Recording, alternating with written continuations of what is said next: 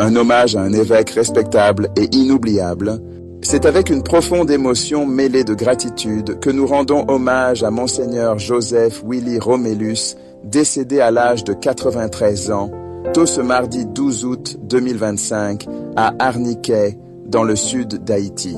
Ancien évêque de Jérémie, il était affectueusement surnommé le bâtisseur, un titre qui témoigne de son incontestable impact sur notre communauté.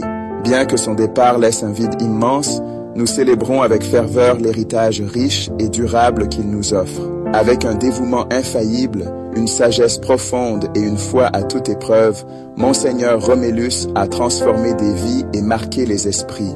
Ses réalisations sont innombrables et témoignent de son engagement exceptionnel envers le progrès spirituel, éducatif et social de la région. Les œuvres d'une vie, parmi ses accomplissements les plus remarquables, figure la fondation du Centre diocésain de Latibolière, enrichissant Léon avec une nouvelle église et un collège. À Jérémie, son esprit visionnaire a donné naissance à des institutions essentielles telles que la cathédrale de la médaille miraculeuse, symbole de foi et d'inspiration. Une clinique pour orphelins, apportant soins et réconfort aux plus vulnérables. Radio Tête Ensemble, réunissant les voix de la communauté. Le collège mixte du Sacré-Cœur et une école d'infirmières, garant d'un avenir meilleur pour la jeunesse.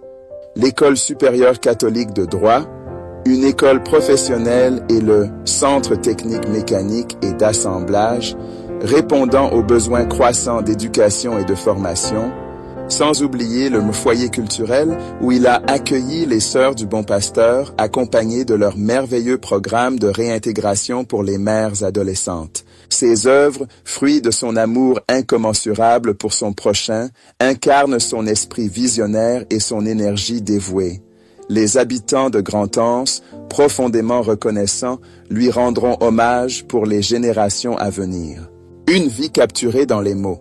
Pour ceux qui souhaitent explorer plus en détail l'incroyable parcours de cet homme d'exception, le livre du docteur Jean-Robert Léonidas, « Ce qui me reste d'Haïti, fragments et regards », dépeint magnifiquement les fragments de cette vie si inspirante.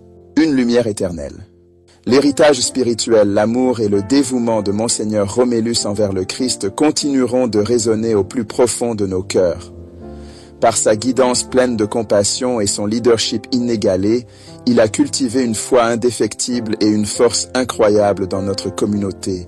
Sa mémoire, telle une étoile scintillante, continuera de nous éclairer. Alors que nous affrontons cette perte, trouvons consolation dans la promesse de la vie éternelle, que son service désintéressé et sa foi authentique lui assurent une place parmi les élus dans le royaume glorieux de Dieu.